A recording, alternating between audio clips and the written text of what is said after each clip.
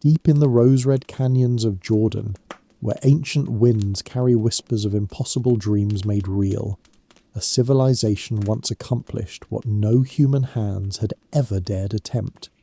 They carved an entire city from living rock, not built upon the earth, but born from within it. 800 magnificent structures emerge from towering sandstone cliffs, as if the desert itself had dreamed them into existence. Tonight, we discover how ancient architects transformed solid mountains into palaces of stone, creating beauty from the very bones of the earth. Welcome back to the Sleepy Structures, where we explore the world's most magnificent buildings through the gentle lens of history, one story at a time. Tonight, we journey to Petra, the rose-red city hidden within Jordan's desert canyons, where Nabatean masters achieved the impossible. This is the story of humanity's greatest carved achievement, where mountains became monuments and stone became poetry written across cliff faces that still sing their ancient songs. So, settle into the darkness. Let the desert wind carry you back to a time when craftsmen turned dreams into stone.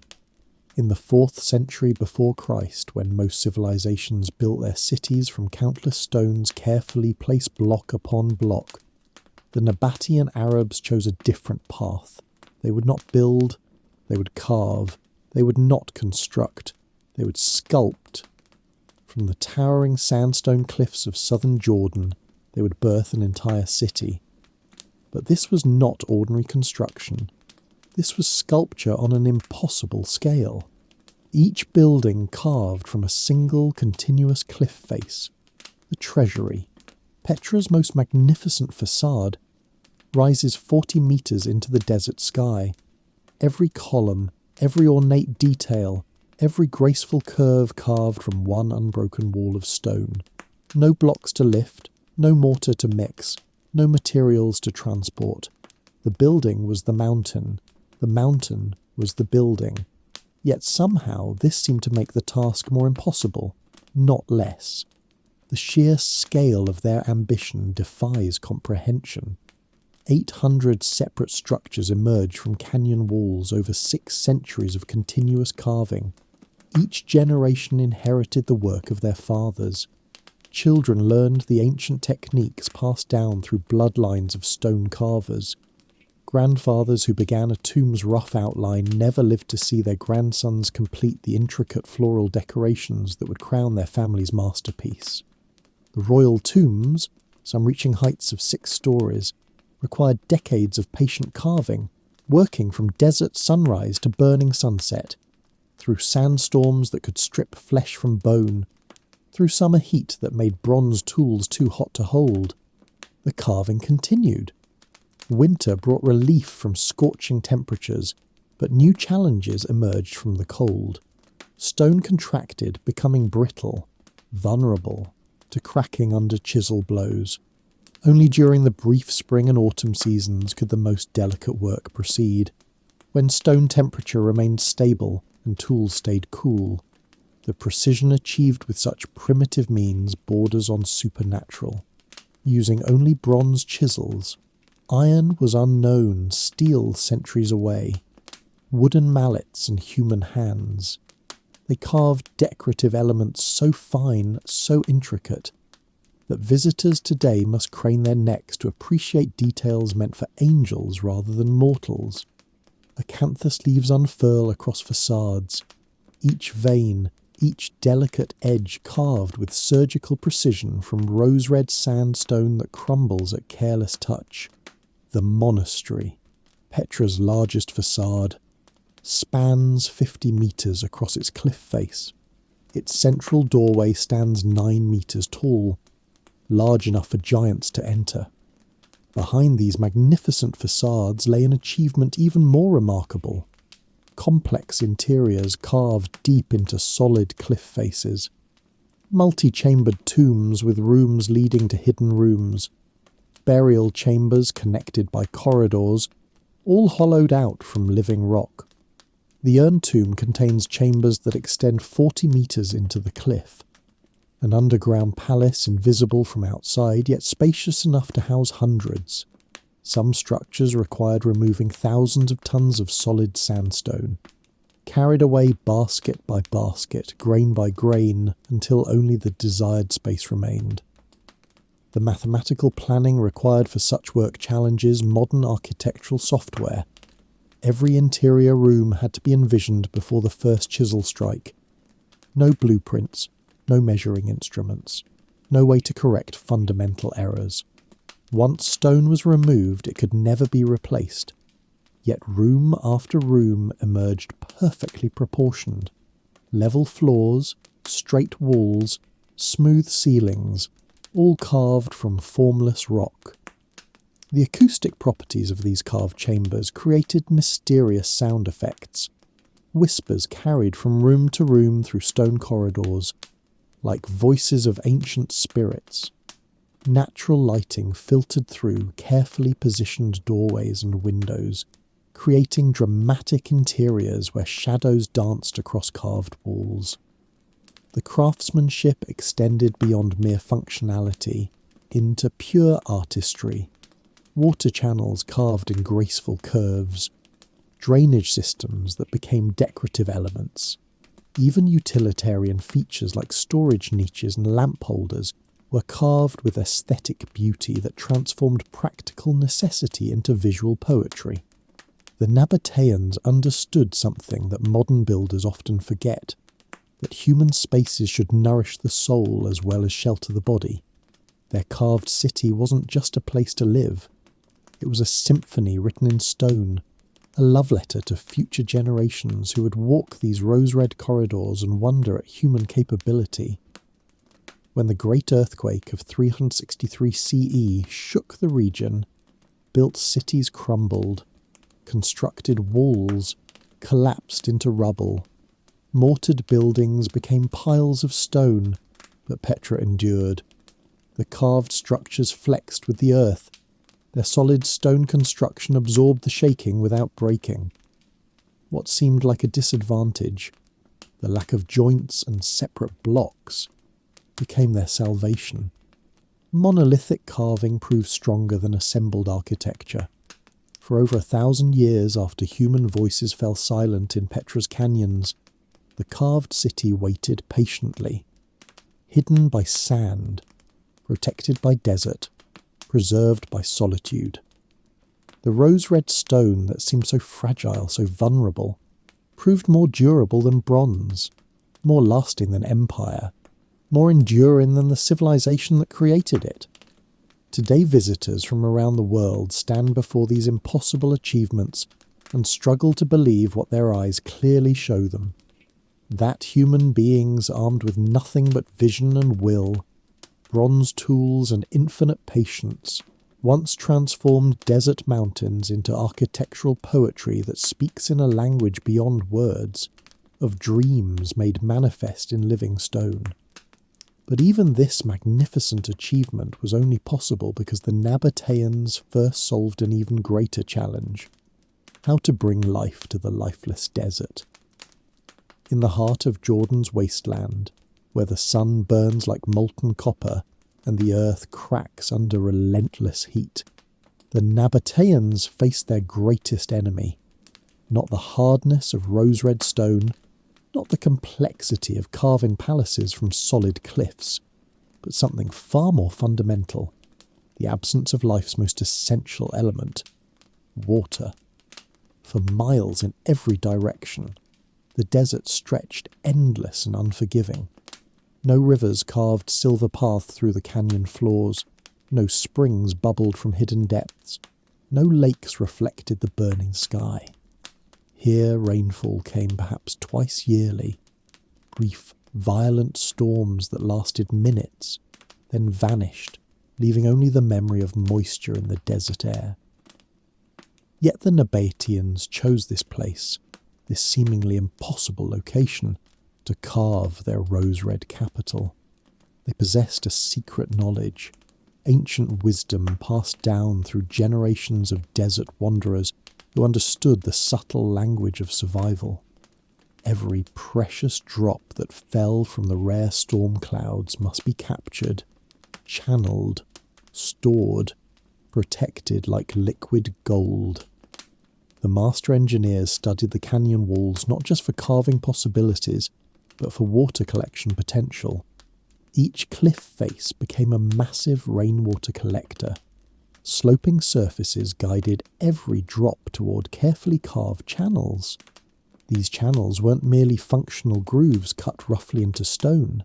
They were masterpieces of hydraulic engineering, carved with precision that ensured perfect water flow. The gradient of each channel required mathematical calculation. Too steep, and rushing water would erode the carved pathways. Too gentle and precious, moisture would pool and evaporate under the desert sun. The Nabateans achieved the perfect balance, creating channels that carried water like gentle streams, flowing steadily toward collection points. At strategic locations throughout the city, massive cisterns were carved deep into bedrock, each one an underground cathedral dedicated to water storage. These weren't simple holes dug in stone. They were architectural marvels with vaulted ceilings that prevented structural collapse while maximizing storage capacity. The larger cisterns could hold hundreds of thousands of gallons, enough to sustain the carved city through years of drought. Each cistern featured ingenious settling systems where sand and debris sank to the bottom while clean water rose to collection points near the top. Stone covers sealed each reservoir, preventing evaporation and contamination while allowing controlled access for daily needs. The distribution network that carried water from cisterns to carved dwellings represented another marvel of engineering. Clay pipes protected within stone channels carried fresh water to every quarter of the carved city.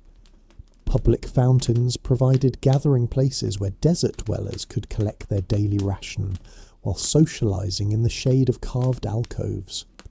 Private homes featured individual water systems. Small cisterns carved beneath living spaces connected to the main collection network. But the Nabateans' water mastery extended beyond simple collection and storage. They understood the psychological importance of water in desert life. Decorative fountains created the illusion of abundance, even during dry seasons. The sound of flowing water provided comfort to desert souls. Garden spaces carved into protected alcoves supported vegetation that seemed miraculous in such arid surroundings. Date palms provided shade and sustenance, their roots drawing moisture from carefully maintained soil fed by controlled irrigation. The engineering required to maintain these oases in vertical desert canyons challenged every principle of agriculture. Soil had to be transported basket by basket from distant fertile regions, carried along ancient trade routes like precious cargo. Drainage systems prevented salt buildup that would poison the carefully tended earth. Shade structures protected delicate plants from direct sunlight that could wither green leaves in minutes. The most remarkable achievement was the transformation of Petra's main approach route, the Sick. This narrow canyon, natural gateway to the carved city, became a masterpiece of water management. During rare but violent flash floods, the Sick could become a raging torrent capable of destroying everything in its path. The Nabateans carved diversion channels that redirected floodwaters around the main passage, protecting visitors and residents from sudden dangerous currents. These flood control systems also served to capture storm runoff, adding to the city's water reserves. Even the carved facades themselves incorporated water management features. Gutters carved along rooflines directed rainwater into collection systems. Decorative elements like carved flowers and geometric patterns often concealed functional water channels that served the dual purpose of beauty and survival. The ingenuity extended to personal hygiene and sanitation systems that maintained health in confined desert living conditions. Carved bathhouses featured sophisticated drainage that prevented water stagnation. while conserving every possible drop for reuse. This mastery over water in the waterless desert was what made everything else possible. Without their revolutionary hydraulic engineering, the magnificent carved facades would have remained empty monuments to abandoned dreams. Instead, they became the foundation of a thriving civilization that transformed impossible terrain into humanity's most remarkable desert achievement. Where others saw only death and desolation, the Nabateans saw opportunity and created a rose-red miracle that still whispers the secrets of survival in the desert wind. But water mastery was only the foundation of an even greater engineering challenge. How do you transform towering cliff faces into canvases for architectural dreams? Standing before the rose-red canyon walls of ancient Petra, the Nabatean masters faced challenges that would paralyze modern architects. These weren't gentle hillsides waiting to be shaped. These were vertical sandstone cliffs rising like natural skyscrapers into the desert sky. Some faces stretched 60 meters straight upward, smooth as glass, hardened by millions of years of desert winds and scorching sun.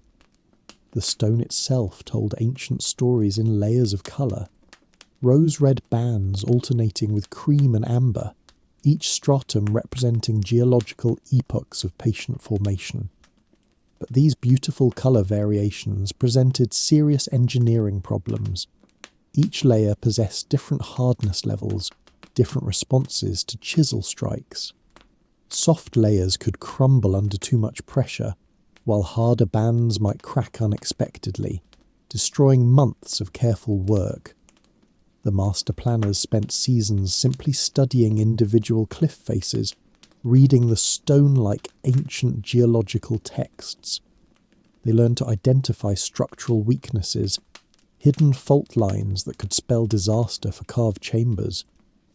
Natural fractures invisible to untrained eyes were mapped and marked with charcoal sketches on prepared surfaces.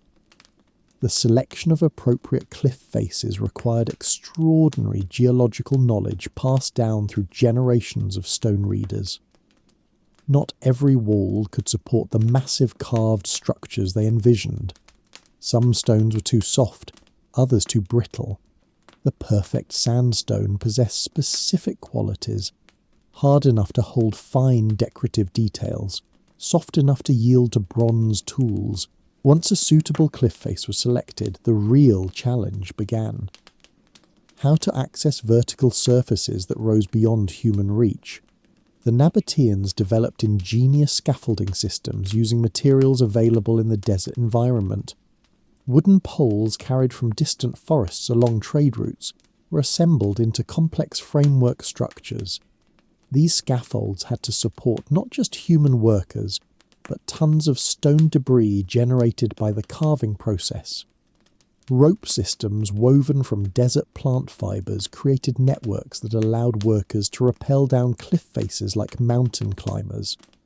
The most skilled craftsmen worked suspended in rope harnesses, their lives dependent on knots tied by fellow workers above.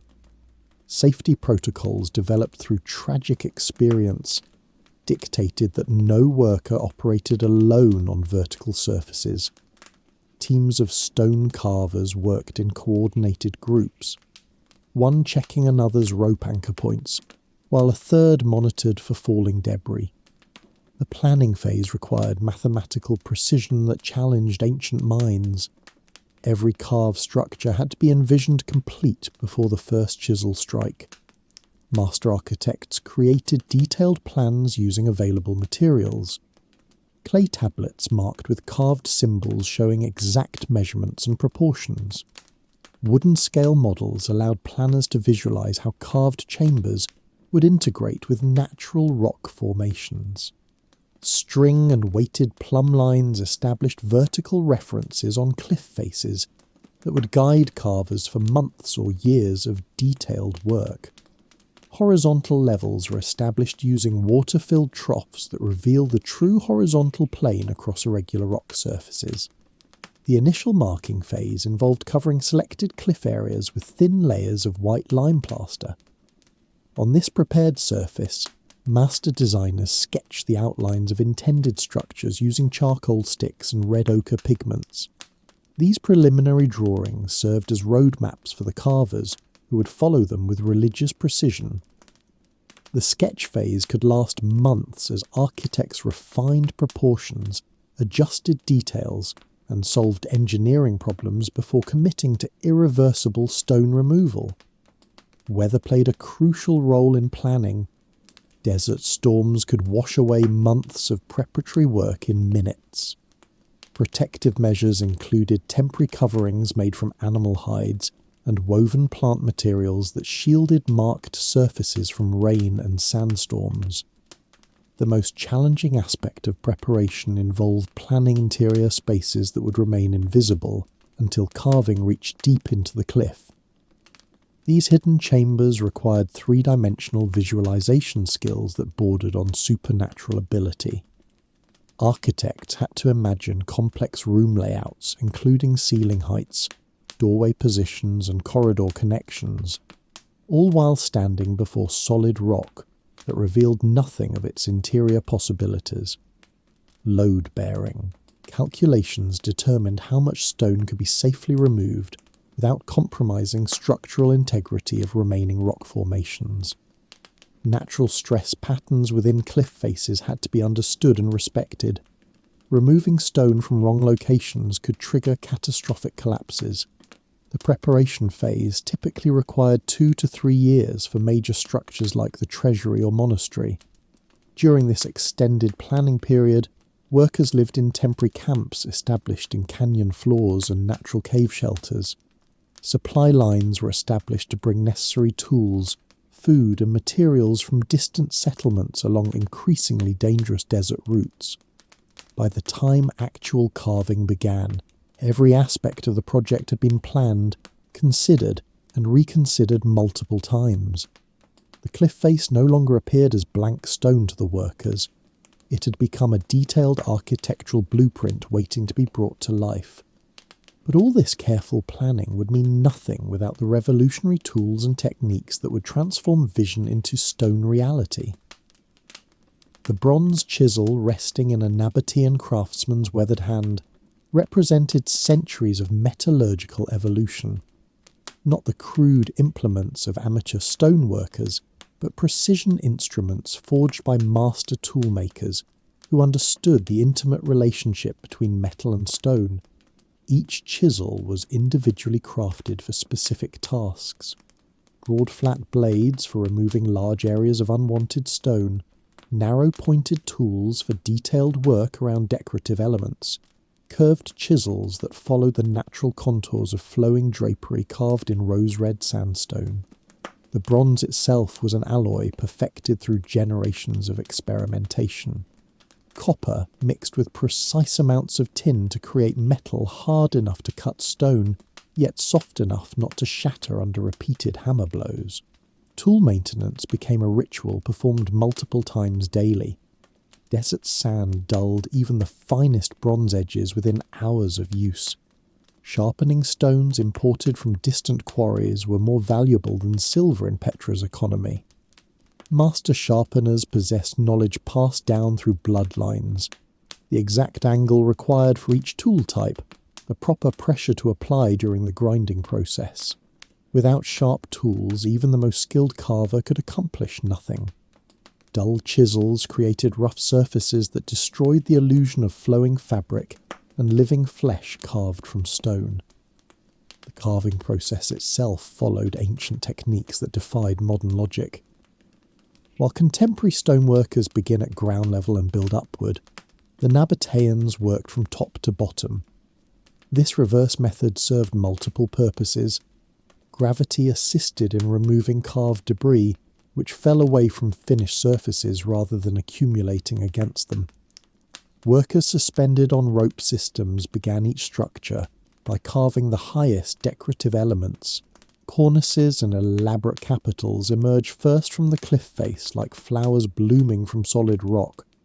The sequence required extraordinary coordination between carvers working at different levels. Each craftsman's work had to integrate perfectly with sections being carved above and below his position. Master carvers developed a language of hammer strikes that communicated across the cliff face. Different rhythms indicated progress, problems, or requests for assistance.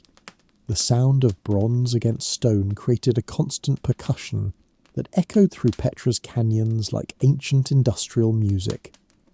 Temperature control became crucial for quality work.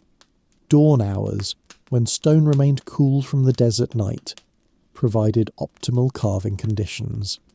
Midday heat made bronze tools too hot to handle, while afternoon work risked thermal shock as cooling stone contracted around fresh chisel cuts. The most challenging aspect of the carving process involved creating the illusion of depth and shadow in shallow relief. Nabatean masters understood that desert light would play across their carved surfaces in predictable patterns throughout each day. They carved subtle variations in surface depth that would create dramatic shadows during specific hours when most visitors would view the facades. Morning light striking the treasury's entrance reveals details invisible at other times.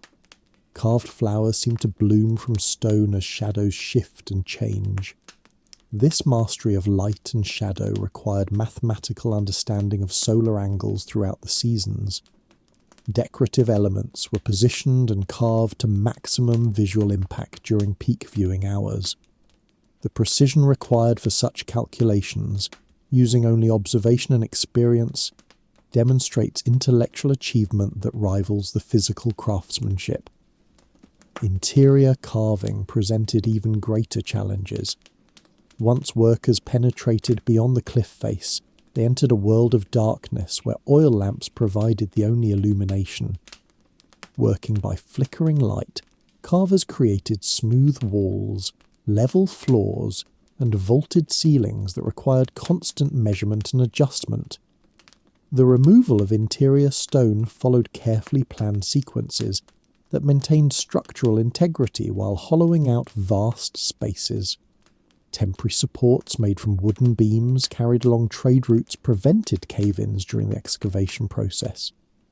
These supports were gradually removed as carved pillars and arches took over load-bearing functions. The debris removal process required its own engineering solutions.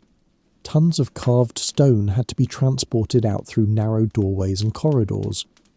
Basket brigades passed small pieces of broken sandstone from interior carvers to workers outside who dumped the debris in designated areas away from active work sites.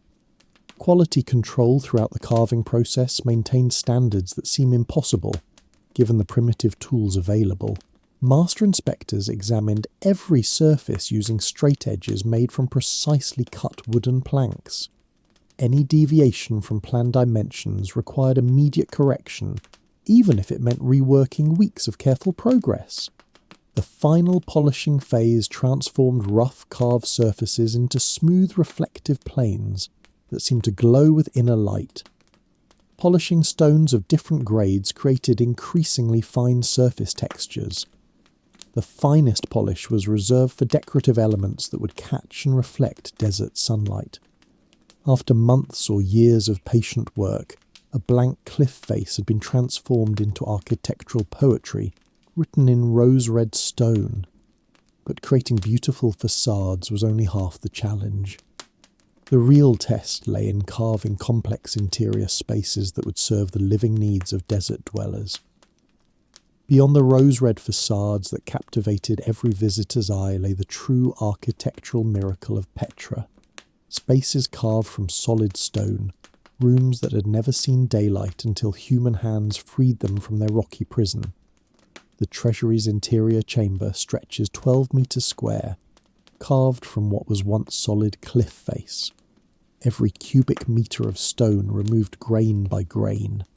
Standing within these hollowed spaces, modern visitors struggle to comprehend the sheer volume of rock that vanished under bronze chisels.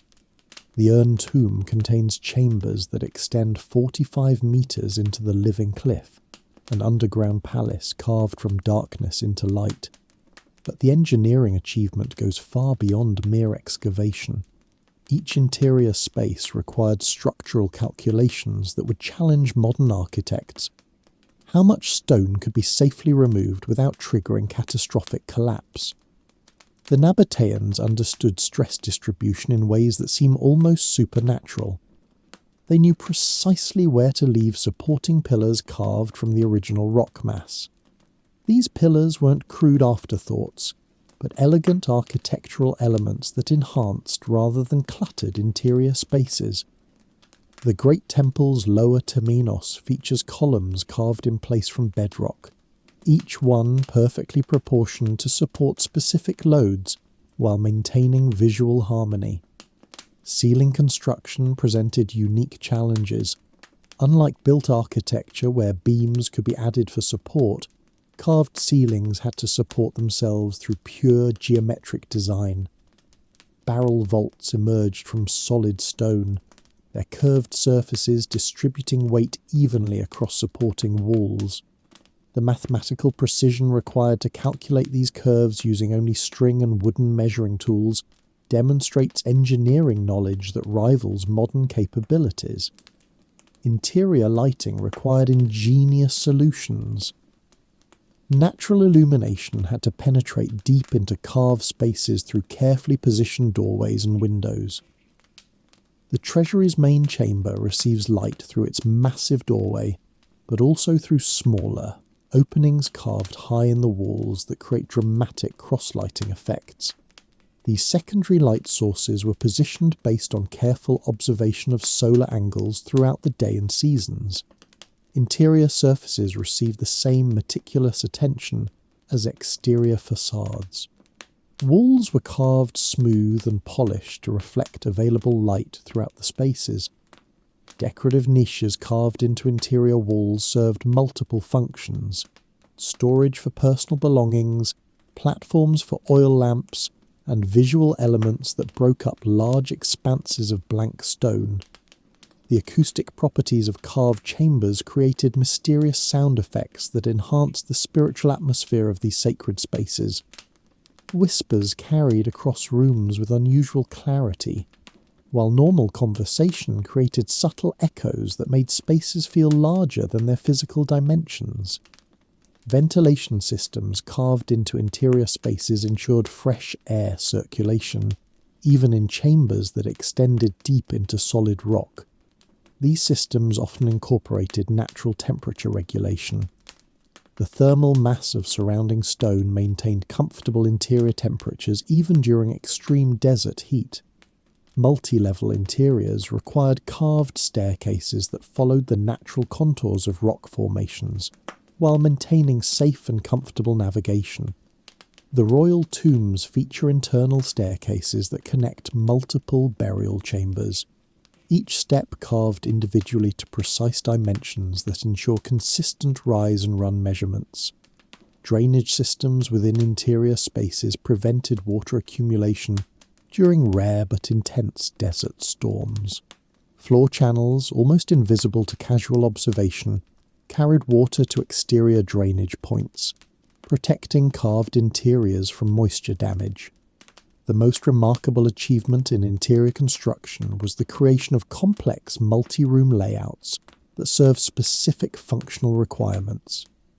Burial chambers featured central sarcophagus locations surrounded by smaller niches for grave goods and personal belongings. Living spaces incorporated carved furniture including benches, storage compartments, and sleeping platforms, all hewn from the same continuous stone matrix. Kitchen areas featured carved fire pits, with sophisticated smoke removal systems that prevented interior air pollution. Storage rooms contained precisely sized niches for different types of containers, grain jars, water vessels, and trade goods.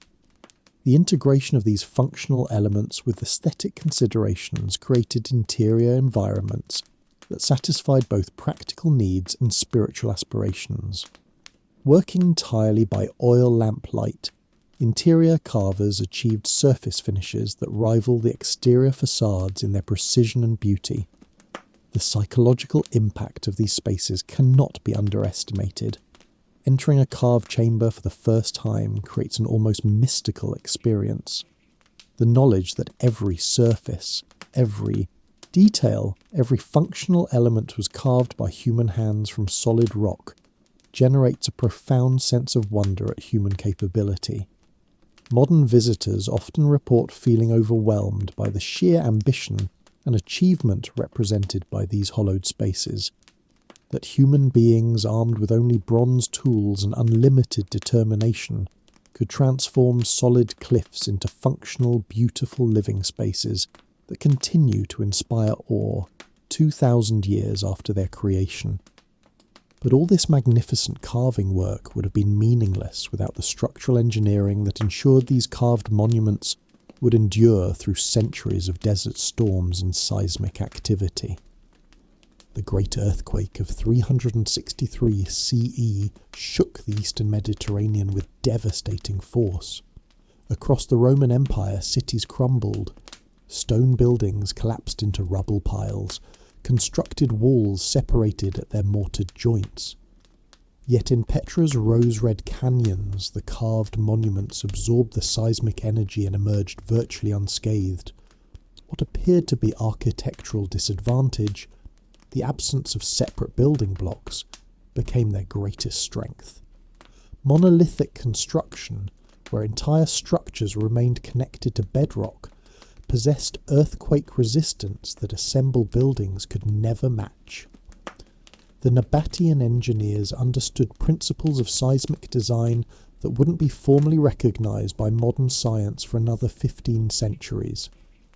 Each carved structure functioned as an integral part of the cliff face itself. When earth tremors occurred, the buildings moved as one unit with the surrounding geology. This flexible response to ground motion prevented the destructive resonance that destroys rigid constructed buildings. The treasury's 40-metre facade, carved from a single continuous sandstone formation, could bend slightly during seismic events without fracturing. Internal stress distribution within carved structures followed natural patterns that the Nabateans learned to read and respect. They discovered that certain cliff faces contained natural stress concentrations where tectonic forces had already created weakness zones. These areas were avoided during site selection or incorporated into designs that worked with rather than against geological realities. The monastery's massive scale required careful analysis of load-bearing capacity within the host rock formation. Engineers determined that the supporting cliff could handle removal of specific volumes of stone without compromising overall stability. They created natural buttresses by leaving strategic masses of uncarved stone that strengthened the remaining structure. These supporting elements weren't crude afterthoughts, but elegant architectural features that enhanced the visual appeal while serving critical engineering functions. The stepped profile of many facades served dual purposes, creating dramatic shadow patterns while reducing wind loading on vertical surfaces. Desert storms generate winds that can exceed hurricane velocity. Straight vertical walls would create dangerous pressure differentials. The setback design of Petra's monuments allows wind to flow around rather than against carved surfaces, reducing structural stress. Thermal expansion and contraction in desert environments creates daily stress cycles that can crack poorly designed structures. The Nabateans incorporated expansion joints into their carved architecture, thin vertical channels that allowed different sections to move independently during temperature changes. These joints often appeared as decorative elements, shadow lines that enhanced visual appeal while serving essential engineering functions. Water infiltration poses serious threats to stone structures. Freeze-thaw cycles can split even massive blocks, while chemical weathering gradually dissolves mineral bonds. Petra's carved buildings incorporate sophisticated drainage systems that protect structural elements from moisture damage. Gutters carved along roof lines direct rainwater away from vulnerable joints and crevices. Overhanging elements protect recessed features from direct exposure to weather. The angle of carved surfaces promotes rapid water runoff, rather than pooling that could cause gradual deterioration. Foundation engineering in carved architecture differs fundamentally from conventional building techniques. Rather than digging down to stable substrates, the Nabateans carved upward from bedrock foundations. This approach eliminated settlement problems that plague constructed buildings. The foundation and structure formed a continuous geological unit. Soil movement, frost heave, and other foundation disturbances could not affect structures that remained permanently connected to stable bedrock. Load analysis for carved structures required understanding of rock mechanics rather than conventional structural engineering. Dead loads were minimized since hollow chambers reduced overall weight while maintaining structural integrity. Live loads from occupancy and furnishings were transmitted directly into bedrock through continuous stone pathways. The absence of structural joints meant that forces could not concentrate at vulnerable connection points. Maintenance requirements for carved structures proved far lower than conventional buildings. No mortar to repoint, no structural members to replace, no foundation settlement to correct. The primary maintenance involved protecting carved surfaces from erosion and clearing drainage systems. Quality control during construction ensured long-term durability. Any structural defects discovered during carving required complete redesign, since flawed sections could not be replaced. This need for perfection on the first attempt drove quality standards beyond anything required in conventional construction. The result was architecture built to geological rather than human timescales. 2 millennia after completion, Petra's carved monuments retain their structural integrity, while countless constructed buildings from the same period have long since crumbled to dust. This engineering achievement represents one of humanity's greatest triumphs over the forces of nature and time. But even these magnificent structural accomplishments were merely the foundation for a civilization that would eventually fade into legend. By the 1st century of the Common Era, the rose-red canyons of Petra echoed with the final hammer strikes of completion. 6 centuries of patient carving had transformed barren cliffs into a monument to human ambition that defied every natural law.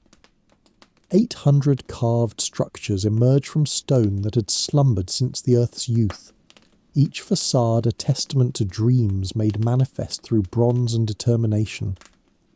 The Great Temple complex alone required 4 generations of specialized craftsmen. Grandfathers who sketched initial outlines never witnessed their descendants polish the final details. Families bound by shared vision passed sacred knowledge from father to son, mother to daughter, creating dynasties of stone whisperers who understood the ancient language of rock and chisel. The completion celebration must have filled these desert canyons with songs that had never been heard before, nor would be heard again. But triumph carried within it the seeds of its own transformation. Roman legions marching across the known world brought new trade routes that bypassed the ancient path through Petra's strategic canyons. The Nabatean kingdom found itself gradually isolated from the commercial networks that had sustained its prosperity for centuries. Maritime trade began carrying spices and silk along coastal routes that avoided the desert caravans entirely. By 106 CE, Roman Emperor Trajan formally annexed the Nabatean territory, incorporating Petra into the province of Arabia Petraea. The carved city adapted to new rulers with the same flexibility that had enabled its creation. Roman engineers marvelled at the water management systems and incorporated Nabatean techniques into their own projects across the empire. But gradual economic decline proved more destructive than military conquest. Trade revenues dwindled as alternative routes gained popularity. The elaborate maintenance systems that kept Petra functioning became increasingly difficult to sustain.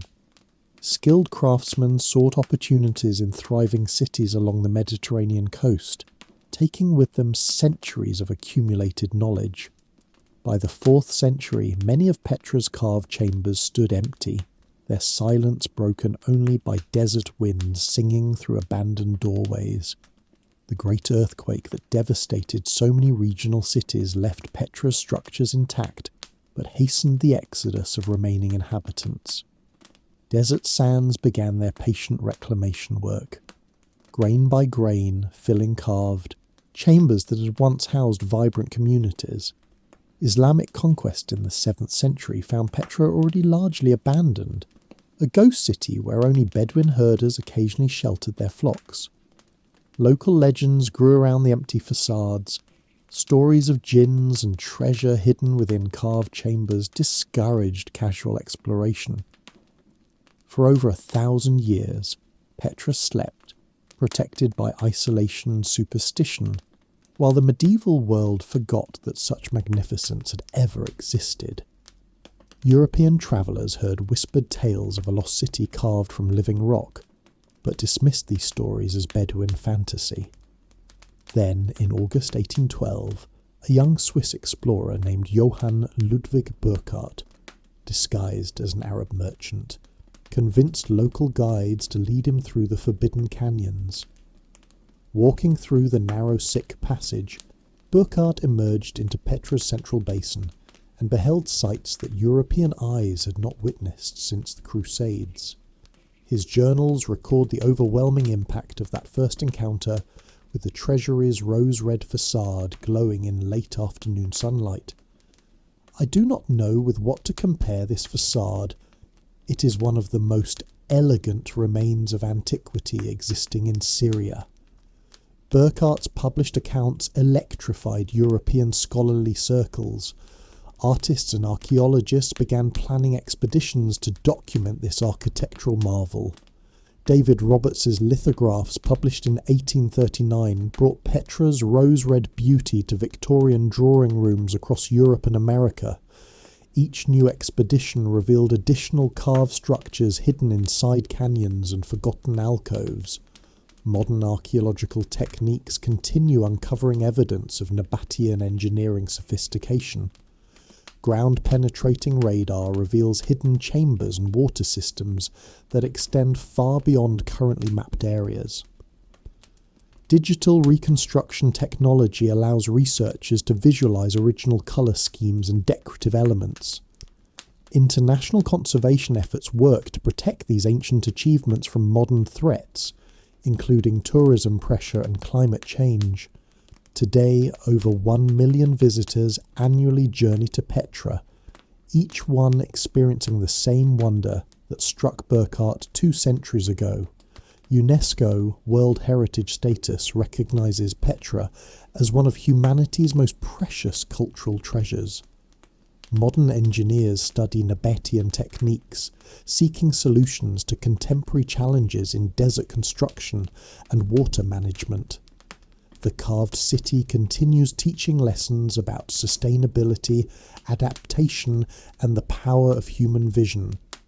Petra stands as eternal proof that limitations exist only in imagination, that given sufficient determination, human hands can reshape mountains themselves. The rose-red sandstone still glows at sunset, just as it did when Nabatean craftsmen first beheld their completed dream. In morning light and evening shadow, in storm and stillness, the carved monuments continue, their silent witness to the boundless potential within human hearts. Where others saw only barren cliffs, the Nabateans envisioned paradise, and through 6 centuries of patient labour, made that vision reality. As darkness settles over Jordan's ancient canyons and desert stars emerge above rose-red cliffs, the carved city rests in peaceful silence, just as it has for 2,000 years. Night winds whisper through empty doorways, carrying stories of ancient craftsmen who once walked these stone corridors with bronze tools and impossible dreams. Moonlight transforms the treasury's facade into silver poetry, written across rose-red stone, each carved detail glowing like captured starlight. In the stillness, you can almost hear the echoes of hammer strikes that once rang through these canyons, the patient rhythm of human hands shaping eternity. The monastery stands sentinel against the desert sky, its massive presence unchanged since the day when final polish was applied to its sacred surfaces. Hidden chambers carved deep within the cliffs hold their secrets in perfect darkness, waiting for tomorrow's explorers to rediscover forgotten wonders. Water still flows through ancient channels carved by desert masters who understood that life could bloom even in the harshest places, if human will proved strong enough. The rose-red stone breathes with the desert night, expanding and contracting in the same thermal cycles that Nabatean engineers calculated centuries ago. Bedouin shepherds still shelter their flocks in carved alcoves, where merchants once stored precious spices from distant lands. The continuity of human presence links past to present in an unbroken chain of desert survival. Tomorrow will bring new visitors from every corner of the world, each one seeking connection to something greater than themselves. They will stand before these carved monuments and feel the same wonder that has touched every human heart that has witnessed this achievement. Archaeologists will continue uncovering new chambers, new water systems, new evidence of Nabatean genius. Each discovery adds another chapter to the endless story of human capability. Engineers will study these carved structures, seeking solutions to modern challenges, learning from ancient wisdom. Artists will find inspiration in curves and shadows that speak a universal language of beauty. Children will hear these stories and dream their own impossible dreams, perhaps carving new wonders from materials we cannot yet imagine. The desert that once threatened to destroy this carved city now protects it. Sand preserves what time might otherwise erode.